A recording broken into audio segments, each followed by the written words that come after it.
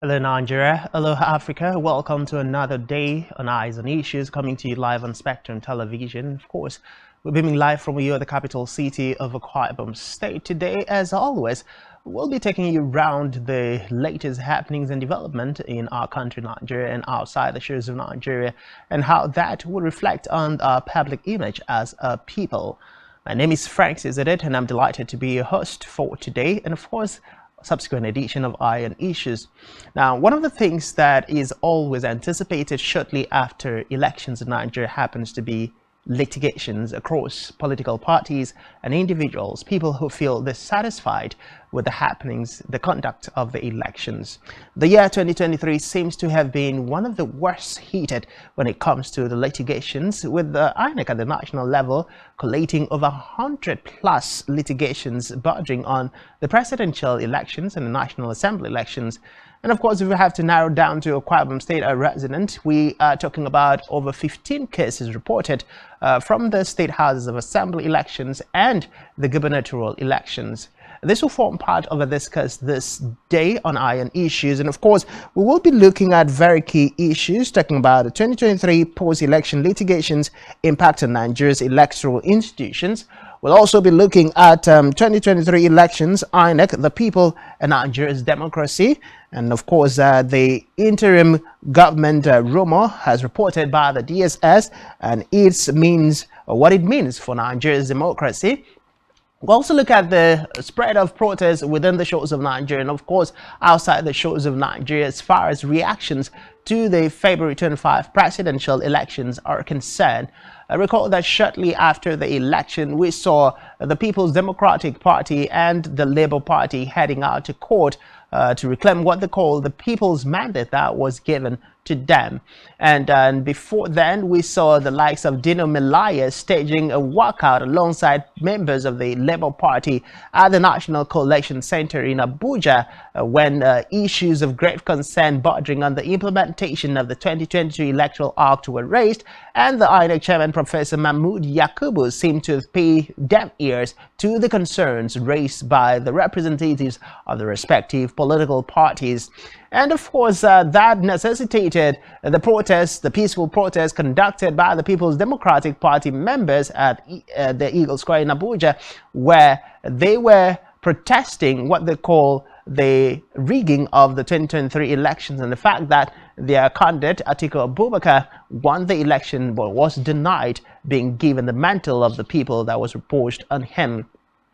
On the side of the Labour Party, His Excellency Peter Obi has consistently been on the side of urging his supporters and Nigerians at home and in diaspora not to protest or take to violence as far as the election result are concerned.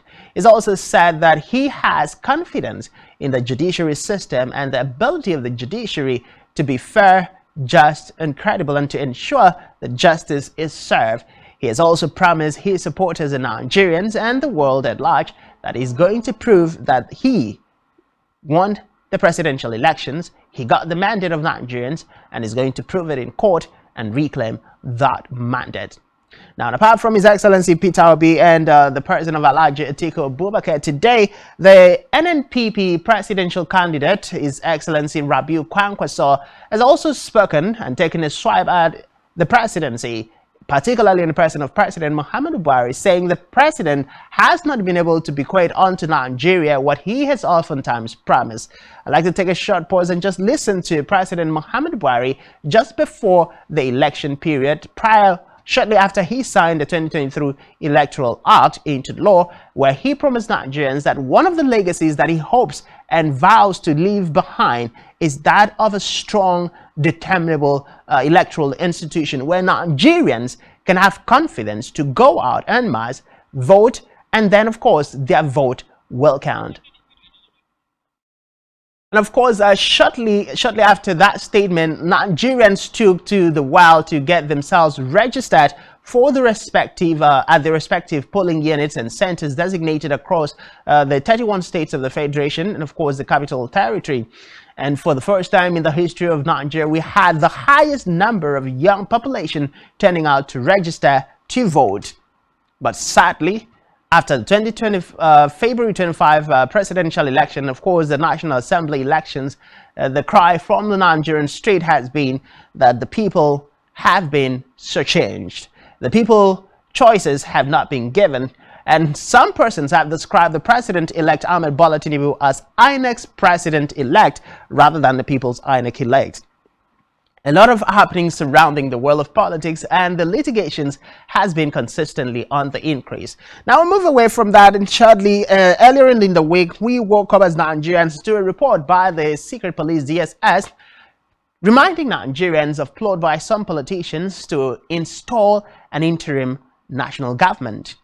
And this, of course, has predicated on the fact that so far it is still a bit of a puzzle whether or not, with the litigations currently ongoing for the #1 position in Nigeria, talking about the contention of the authenticity and validity of Ahmed Bola Tinubu, former Lagos State Governor and the chieftain of the APC, now the president-elect of the Federal Republic of Nigeria, will go through. Now, in as much as these litigations are in court, no one can make comment on it as to know where the sidelines will turn, where this will tilt.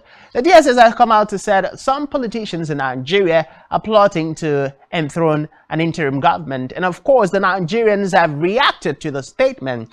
And some of the Nigerians who reacted said the DSS is supposed to be a secret police who are capable and very proficient enough to not just identify and come out and issue press statements, but rather be able to arrest and of course investigate and prosecute all that has been happening in Nigeria. This of course came shortly after the European Union issued a preliminary report telling Nigerians of what they observed during the February 25 presidential and National Assembly elections, and of course the March 18th governorship and State House of Assembly elections. We'll take a short pause and give sound to the statement made by the EU representative in Nigeria. Stay with us.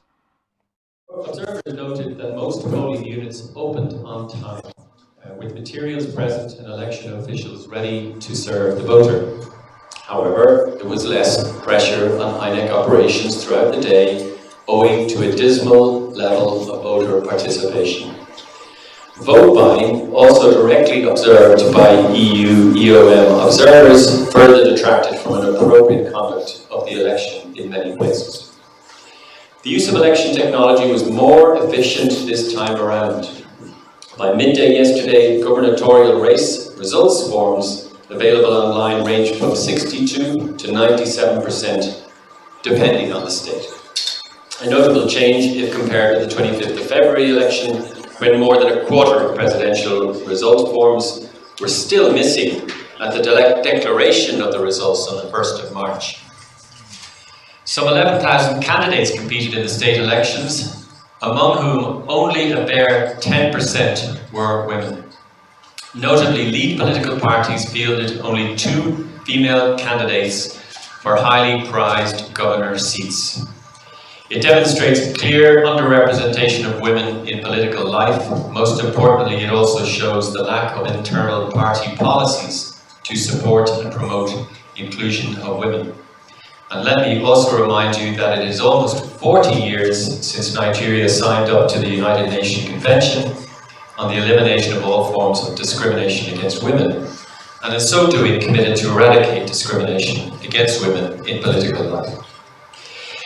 Before I share our assessment of the campaign environment, let me stress that intra-party conflicts compounded by protracted deadlines for candidacy disputes created wholesale uncertainty for voters and electoral contestants alike.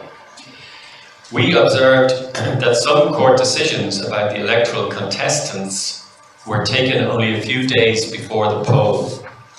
Such timelines effectively reduce candidates' prospects to meaningfully campaign. Overall, campaigns in the state elections were highly competitive. Fundamental freedoms of assembly and movement were largely respected. However, the latter was impeded in some states by insecurity and executive actions. Further, And as far as the EU's report is concerned and the preliminary report that are given about the monitor of the elections in Nigeria, it has been clearly stated that the issues of voter intimidation, the issue of injustice, the issue of voter apathy, and of course violence were reported across the states of the Federation, including the FCT. And of course, they also stated that INEC did not conduct the elections in line and strict compliance with the provisions of the Electoral Act with specifics to the electronic transmission of a result from the polling units to the IREV. We'll move back to Akwa Ibom State, where yesterday the state was thrown into celebration with the happy hour chant greeting the air shortly after the governor-elect, Pastor Umar Basi and his deputy designate, distinguished Senator Akon Eyanyi, received the certificate of return from INEC at the INEC headquarters at Udoma in Akwa Ibom State. And shortly after the reception of that, they went to visit His Excellency Governor Udom Emmanuel to present the certificate to him. And of course, they also took turn to meet the fathers of faith and to also show and present the certificate as a way of showing appreciation and thanking them for the blessings that he has received from them and the support. We'll just give a soundbite to what the governor-elect, Pastor Umoina, had to say, and then we'll return to the studio.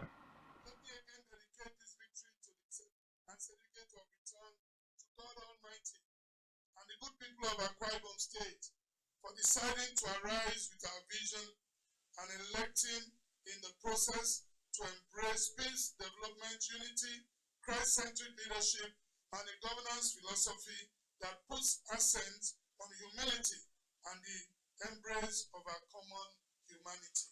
I am committed to remaining magnanimous in victory and a governor for all Akwa Ibomites, irrespective of their political affiliations. I'd like to stretch my hands of fellowship, and we've already started the peace work. We've talked to some political gubernatorial candidates are here in this hall. We've already started talking peace and want to unite the state. Political campaigns are over. It's time to heal our land and further move the needle of development of our state collectively forward. In one accord and with unbroken spirit of kindredship, that is the spirit I will bring to the administration of this state. So help me God. Well, that is the governor-elect Pastor Umoina there shortly after receiving his certificate of return. That's the same statement he also reiterated shortly after he was announced as governor-elect in Akwa Ibom State, promising to work with all individuals across party lines to ensure that they reconcile the state and, of course, develop the state and take Akwa Ibom to the next level. But there have been a lot of questions on the streets of Akwa Ibom State and the minds of people. The very big questions, or some of the questions currently being asked, are: will the reconciliation process kick-started by His Excellency, the Governor-elect of Akwa Ibom State, Pastor Moino, see the light of day? Will the other parties, the candidates of the respective party who vied for the same position, agree to down the tolls, resist heading to court, and of course join forces with him to build Akwa Ibom State? And in the phase and the place where they decide to do so, will this be in the interest of democracy in Akwa Ibom State and of course Nigeria? Will that also serve as justice and the will and mandate of the people that was exercised during the just concluded state elections? All of these are a couple of more issues that are still being raised on the streets of Akwa Ibom State.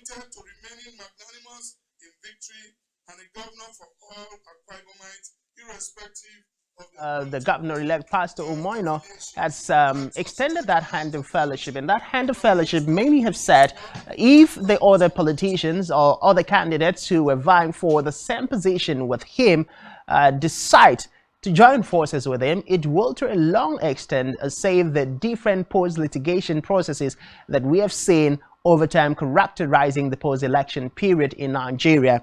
Now, if we have to borrow a leaf from the statement of His Excellency Governor Okezie Ikpeazu of Abia State shortly after he lost the election to Dr. Ortiz Alex Ati in Abia State, where he said he will not be heading to court because as a governor, he himself saw firsthand what litigations could do to the issues of governance. Well, he stated categorically where litigations becomes the order of the day shortly after elections, that it does not allow NFL the incumbent or the elected governor the opportunity to focus directly into the affairs of governance and running the state. And of course, it will go a long way in affecting the dividends of democracy that the governor-elect will be able to bring to the state in the next 4 years. True as that may be, some other will still question the authenticity of such statement, whether or not it is made in the interest of the larger society. We'll be looking at that and all the issues shortly after we return on this break. And of course, if you just joined us, this is Eye on Issues coming to you live on Spectrum Television, running on channel 41 DTH. Stay with us. We'll be right back.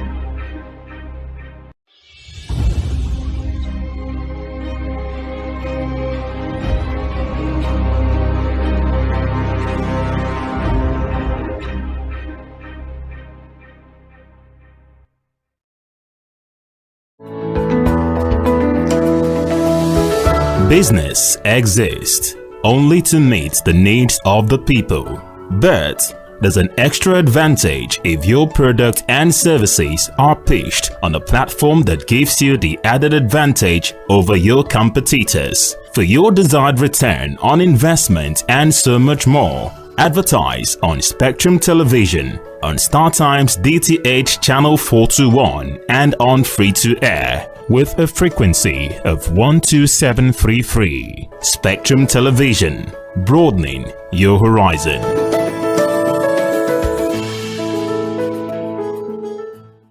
Every society is premised on the quality of relationships forged by its inhabitants. The health of these relationships determines how well people, relationships, organizations thrive and how long they stick together. Join Uyai Anyekan on Connect every Wednesday from 6 p.m. to 6:30 p.m. and on Sunday 2:30 to 3 p.m. on channel 421 on Star Times to catch all the conversations, interviews, real stories and how to navigate relationships and family life in the 21st century. Real people, real faces, real stories. Connect live on Spectrum Television. Nigerian police.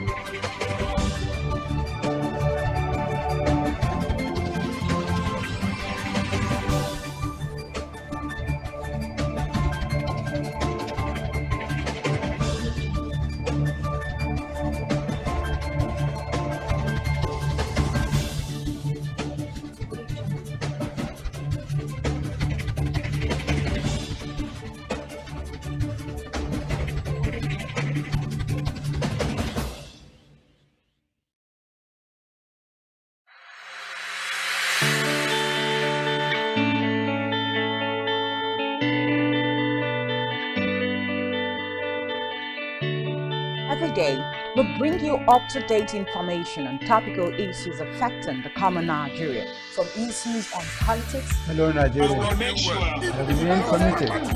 security,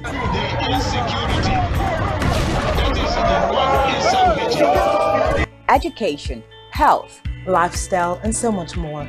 Join Janice Kobum and Uyai Anyekan every weekday from 7 a.m. to 9 a.m. on Rise and Shine Daily, exclusive on Spectrum Television.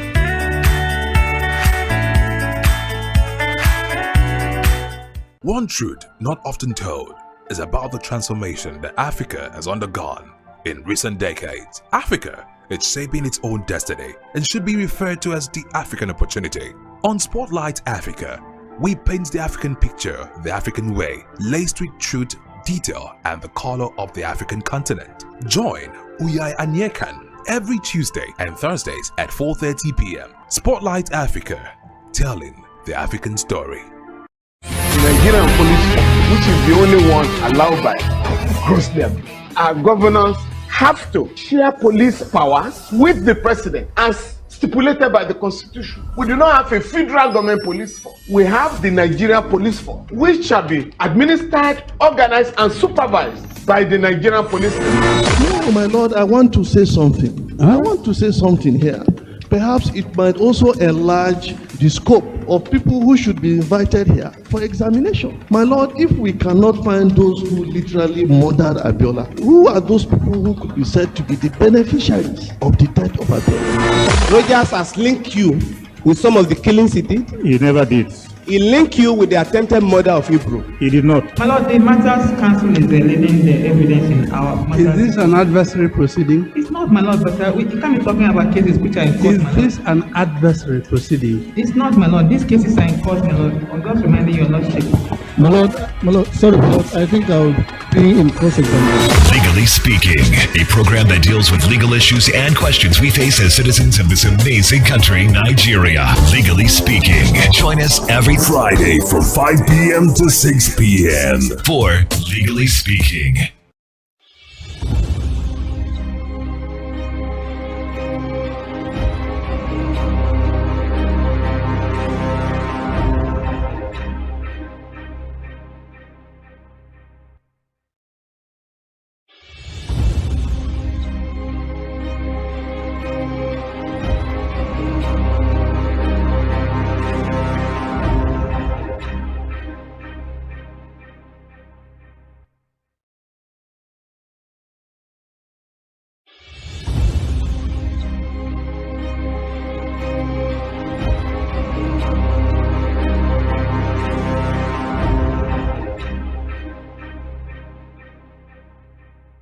Welcome back. If you just joined us, it's Eye on Issue coming to you live on Spectrum Television. Of course, we're beaming live on Start Times DTH Channel 421 from Uyo, the capital city of Akwa Ibom State. So feel free to connect us on our socials at spectrumtv.ng to be part of our conversation. Of course, we'll be delighted to hear from you via the phone lines displayed on your screen. Today, joining me on set is Dr.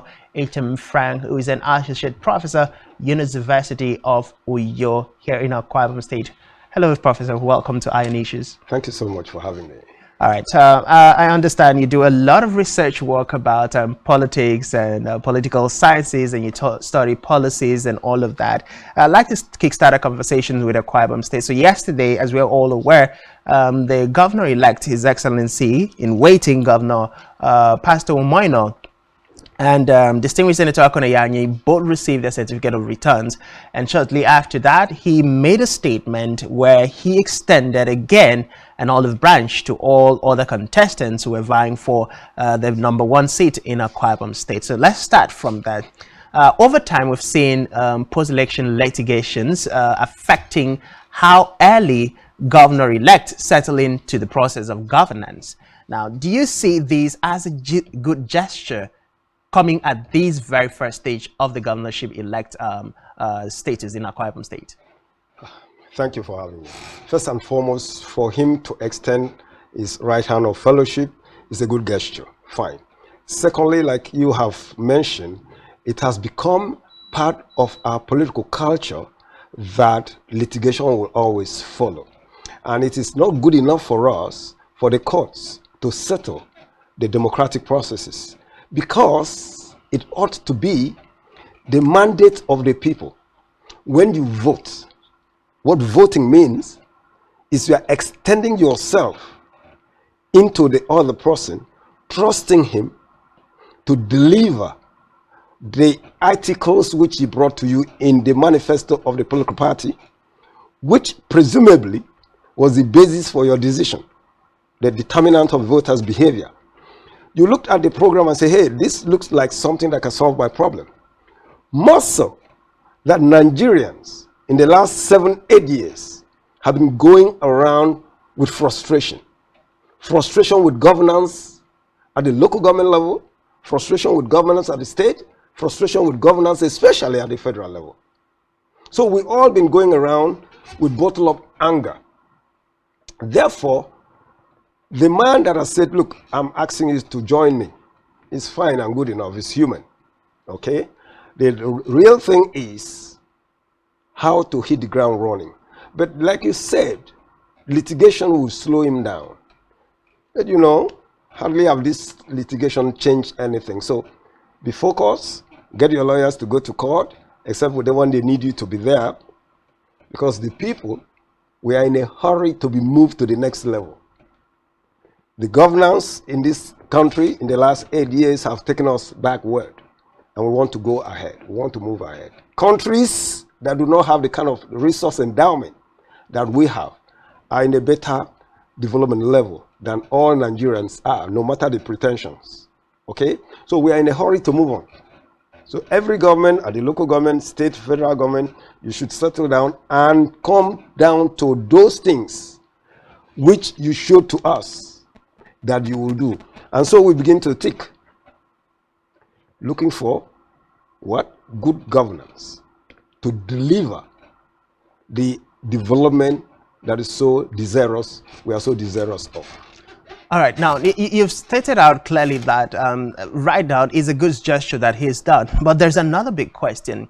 Is there a possibility, judging from your standpoint, let's look at it critically, do you see the other contenders being able to sheath their sword, withdraw the case? They have already petitioned in court, because as far as the Akwa Ibom State is concerned, we already have over 15 litigations, 3 bordering on the governorship position and the other 12 bordering on the state assemblies. Do you see these people being able to sheath their sword, particularly the governorship candidates themselves? Well, if calling for extension of olive branch is go and withdraw your case from court, then that's not the meaning of it. Let me say it clearly. It is not the meaning of it. For you to have reason to go to court, you must have been so convinced of the evidence in your possession that this guy didn't win this election genuinely.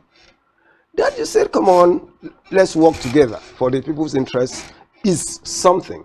Going to court to legitimize your mandate is a different thing. So that cannot stop anybody going to court. You will interpret that to mean that the person was not serious. You will interpret that to mean that the person was not, the litigant was not serious. He didn't have a good case in the first place. Why did he just throw this? No, no, no. Over the years, the court system have become a principal actor in the political processes of Nigeria. Election was supposed to end, voting was supposed to end the whole issue if we were voting right, if we were doing everything right. But somewhere, somehow, some people have distorted the processes. For example, we were all excited that the electoral law says, come on, use the beavers. Use the beavers. And everybody, we were all happy. And said the very problem we tried to solve with the beavers was snatching of ballot boxes. Taking from the unit to the collation center. Somebody comes, he takes the ballot box, run away, and converts the papers into something else. And then they take, we say no. That has been our problem for years. Now let's have electronic transfer in the age of ICT. Then we came up with something they call beavers. First it was there are stuff you have to put your finger or what thumb. Then now beavers. And we said fine. So we lost an opportunity. If you don't use what the law says you should use, then we need to go back to the law and contest the issue. So saying, hey, sorry, you come and join me. The election is over. No, it can't solve the problem. Okay, but many have said that the extension of Olive Branch by Pastor Umoino, I think we'll just give audio to the statement made by the governor-elect, Pastor Umoino, again, so that our guests will get to hear exactly what he said, so it doesn't come from me. Shortly after that, we'll come back to dwell on this conversation. Let me again dedicate this victory to the and certificate of return to God Almighty and the good people of Akwa Ibom State for deciding to arise with our vision and electing in the process to embrace peace, development, unity, Christ-centered leadership, and a governance philosophy that puts accent on humility and the embrace of our common humanity. I am committed to remaining magnanimous in victory and a governor for all Akwa Ibomites, irrespective of their political affiliations. I'd like to stretch my hands of fellowship, and we've already started the peace work. We've talked to some political gubernatorial candidates here in this hall. We've already started talking peace, and want to unite the state. Political campaigns are over. It's time to heal our land and further move the needle of development of our state collectively forward. In one accord and with unbroken spirit of kindredship, that is the spirit I will bring to the administration of this state. So help me God.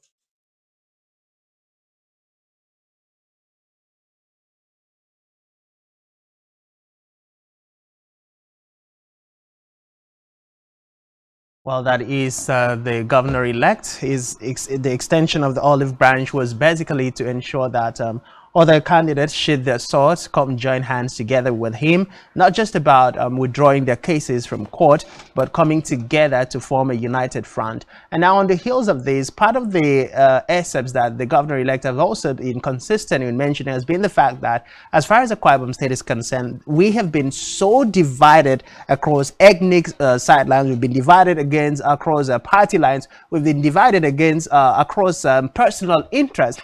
So he's looking to reconcile all of these differences and then have everybody coming together. Remember one of the media parlors he held just before the election, he stated that there is nothing wrong with the incumbent administration or the governor from a political party appointing somebody he knows has the capability from another party who didn't win the election to join hands with the present administration in building the state.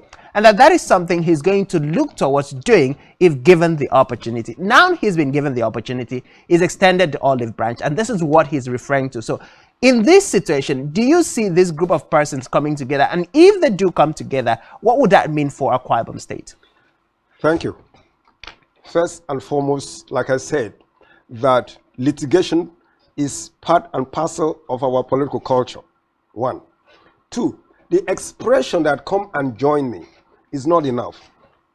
Theoretically, in public administration and political science, governance ought to be done by 70, appointment is supposed to be 70% by politicians of the party, 30% from professional organization to drive the government properly. We've not done that in Nigeria. That's why it's very often you find that the government is having clay foot. They can't move in certain direction. Because sometimes you have people politically appointed into offices they do not have experience or knowledge or technical knowledge to run, to move it forward. And so for us in the academia, the theoretical standpoint is that in a government like this, whether in Akwa Ibom or federal, 70% take care of the politicians that you work with, that got you the power. 30% professional, so that the professional ideas will take precedent over political consideration, and you move the parastatal forward, the MDAs. Okay, so what he said should not be interpreted to mean don't go to court.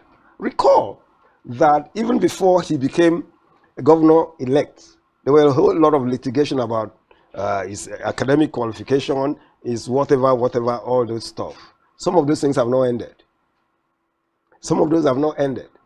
So that does not mean anything. But I think the little I know of him, which I saw pre-election and I appreciated for, is I think the one they call Albert Basioba had a situation. I think he lost his brother or something like that. Yeah. Then I found this man visiting him. I was so appreciative of that. I was so appreciative of that. Hitherto it will be, it doesn't concern me. Just that one incident alone, where I found Omoino visiting Oba when he had a very sad incident, I was really, I said, oh, politicians are learning something. I really appreciated that. But be that as it may, if he has ministry, if he has MDAs, which he wants to work very hard, well, as he should be, and he finds that somebody belonging to another party has a competence, what's wrong about that? In inviting the person and say, come over here. I know you belong to the ABAC party, but you have experience. You've worked here. I've looked at your resume somewhere, and I think you can help us drive the processes. What's wrong with that? That person, so appointed, will be doing us a disservice if he doesn't go to help us drive the processes. What is governance, after all? The capacity to deliver development to the people and add value to life Aristotle said, happiness is the highest goal pursued by man. What you are doing here, what these people are doing here, all is to feel good and be happy with their life. That's why we are here. So if there is anything to help us enhance that, we should do it across party lines. Election is finished. Does not mean there should be no litigation. We must legitimize, or somebody will say, look, you were not elected properly.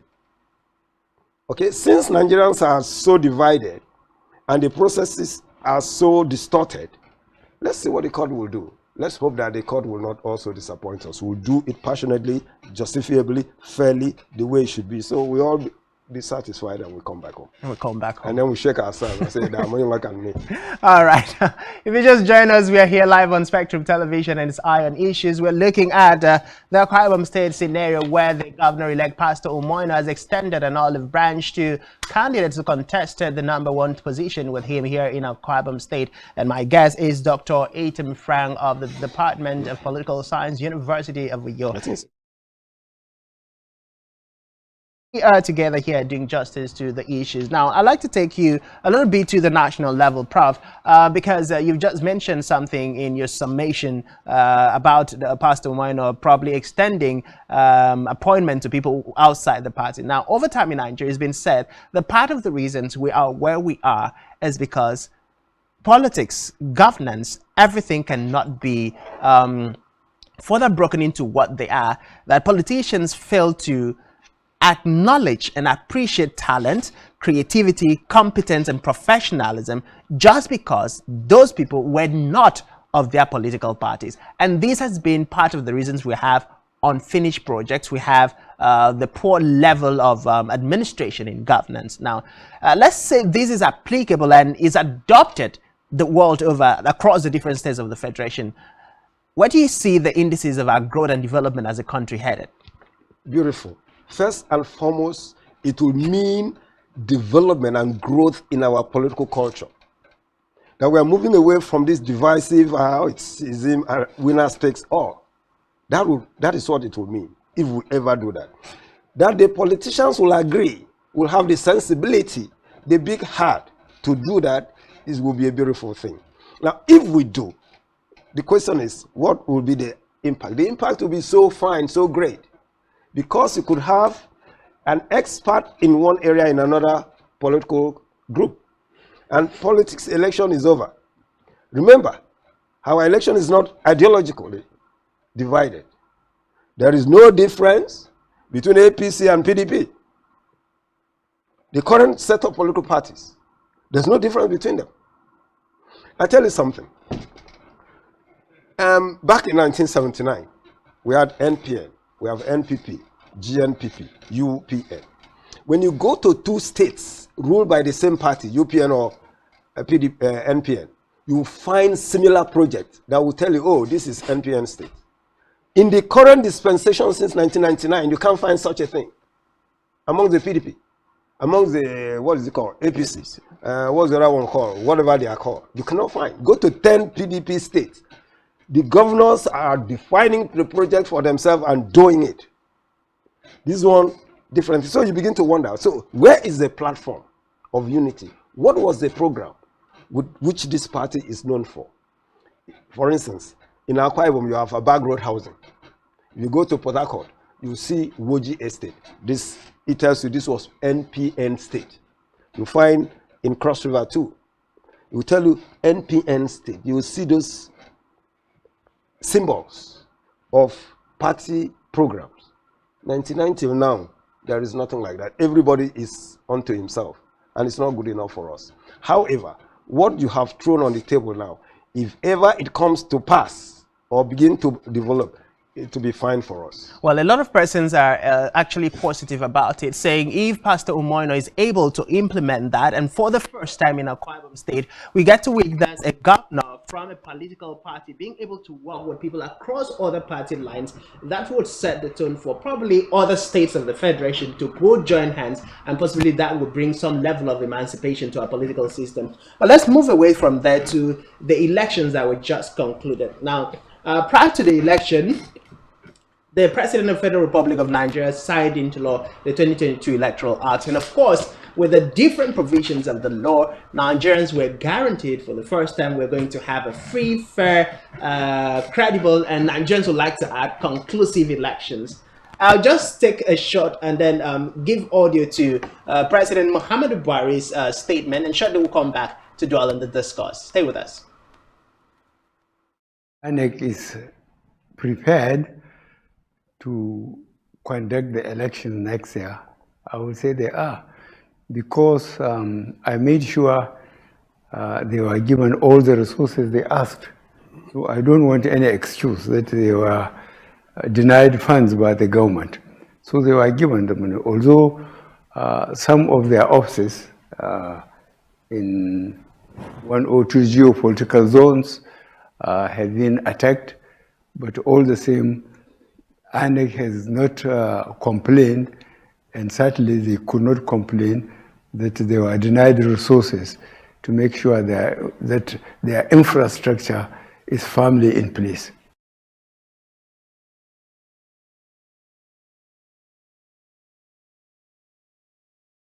President Muhammadu Buhari there sometime last year speaking about the preparedness of INEC for the 2023 general elections. But despite the huge amount of money budgeted for INEC and the promise by Professor Mahmood Yakubu consistently that Nigerians will see a different system, just like what witnessed during the Osun elections with the electronic transfer of results from the polling units to the IRAF, it was the complete opposite of that, and that has generated a lot of reactions from election observers from the EU and other foreign observers, which of course have said that elections were marred by massive rigging, voter intimidation, and electoral violence, amongst other things. Now, let me come to you. Within the course of our discuss earlier on, you had mentioned the fate Nigerians had in the electoral system shortly after the electoral act. Now, would you say, as a Nigerian, as an erudite scholar, that you're satisfied with the conduct of the elections, both the presidential and national assembly, and of course the state elections? That's incidentally, since after election, this is the first time I'm discussing this issue in the media. The Saturday after election, I don't know how they got at me. Radio Deutsche Welle, Germany, got at me, and I said what I said. But let me use this opportunity to say, number one, I am not satisfied with the conduct of the election. Before the election, I had so much faith, given the fact that off-season elections, things went fine. Things went fine, or showing this, that. We said, oh, perfect, we've come the 360 degrees. Here we come. With that confidence, with the election, I have had, and I think a whole lot of Nigerians have had, the revolution of rising frustration that have replaced rising expectation. Here we are. Mr. President has said he didn't want their complaints, so he gave them all the resources they need. 300 billion, we took. They constructed beavers. For me, beavers is a missed opportunity. If we had used that and have credible election, other countries in Africa would have come and said, hey, let's buy that equipment and go and use for our own election. So Nigeria would have been a place where people come to buy a piece of technology, and we will have respect around the world. If not around the world, at least in Africa. Okay? But that failed. Here we are. The day Mr. President signed the Electoral Act, we were all excited. Now transmission of election results by electronic means. And so there will be no coming to slap somebody to snatch off the bag. Because what the rule is, count it there, announce it there, type it into the equipment, and the equipment has the number of voters recorded in it, and send it, and they pick it up there. It appears over there. So the issue of addition wouldn't come in there, which was the perfect thing to do. We're all excited. But here we were. On the first election, presidential election, how be it that beavers allow senatorial election to go, House of Rep to go, and not presidency? How be it? That made Nigerians disappointed. Number one, we were coming to that election with large bag of frustration. the Nigerian frustration translated into a lot of aggression. Now, this aggression, we did not pour into the street to protest because there was a window of opportunity to address them, which was the election. The major reason why Nigerians' frustration in Nigeria and the aggression that developed did not lead us to pour into the street was because there was a window of opportunity somewhere during the election to express it. Recall that 4 people in this country have jumped into the lagoon to end their life because of the hardship of governance in this country. The 5th person was arrested, who climbed the bridge in Lagos and wanted to plunge himself in. He was caught. I said, you don't know where. He said, leave me, I want to die. You are not going to die, you will stay here. What happened? Recall Nigerians have stripped themselves naked in the banks to get their money. Recall we are using our money to buy our money. What kind of frustration can be more than that? What kind of frustration can be more than that? Then a legislative policy somersault in the National Assembly and all over. So all this put together form the bouquet of frustration Nigeria went through. And except you are not a human being, that will not annoy you. The only smile was the window of election. And then when we went to the election, everybody got up. Hey, election, you are beavers, you are voters, PVC, everybody. When they tell you, they say, don't mind them. In this election, we will show them. And Nigerians really showed them. Then somebody somewhere decided, no, we won't let it go. We are now back in square one, frustration. That's why you find this is the first time in this country, election have come, people have won election, and nobody's celebrating. This is the first time people are protesting in Abuja to force people to congratulate the person who won the election. Where has that happened before? Where has that happened? There is no local government, no place that people are celebrating victory in this election, except OT in Abia State. How did that happen? We are not sadists. So here we are. For not allowing that to happen, Nigerians are not happy, and I'm not happy. The 300 billion given to INEC is a waste. Now INEC have come, they want another billion to 3 billion voted to defend. To defend. What are you defending? You have the people who won election to go and defend. Where do you go to defend? You have a document. Tender the document. So INEC has not made it, have not shown himself as impartial, okay, election management body. When the other parties went, the court authorized them to release the material. They were darling. If you have nothing to hide, why were you resisting releasing the equipment? Okay, so put all this together. I am not happy. I cannot give it a pass mark. Neither can many Nigerians do. But however, something has emerged in the horizon.